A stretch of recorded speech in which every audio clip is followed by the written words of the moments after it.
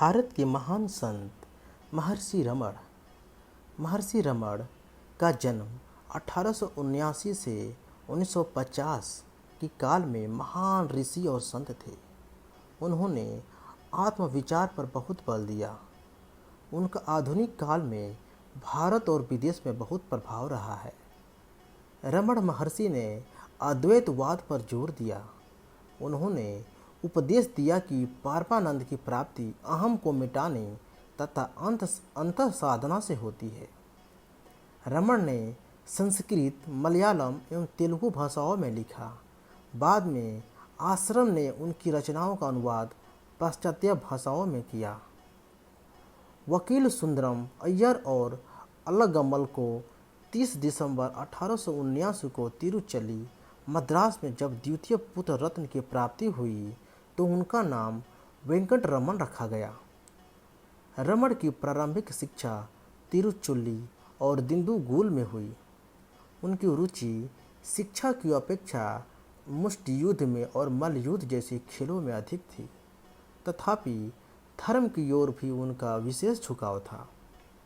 लगभग 1895 ईस्वी में अरुणचल की प्रशंसा सुनकर रामन अरुणचल के प्रति बहुत ही आकृष्ट हुए। वे मानव समुदाय से कतराकर एकांत में प्रार्थना किया करते। जब उनकी इच्छा अति तीव्र हो गई तो वे तिरुवन्नमलई के लिए रवाना हो गए और वहां पहुंचने पर शिखा सूत्र त्याग, कौपीन धारण कर सहस्त्र स्तंभ कक्ष में तप निरत हुए।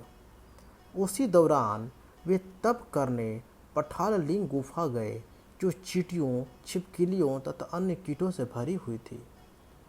25 वर्षों तक उन्होंने तप किया। इसी बीच दूर और पास के कई भक्त उन्हें घेरे रहते थे। उनकी माता और भाई उनके साथ रहने को आए और पलनी स्वामी शिव प्रकाश पिल्लाई द्वारा तथा वेंकटमीर जैसे मित्रों ने उनसे आध्यात्मिक विषयों पर वार्ता की। संस्कृत के महान विद्वान गणपति शास्त्री ने उन्हें रामनन और महर्षि की उपाधियों से विभूषित किया।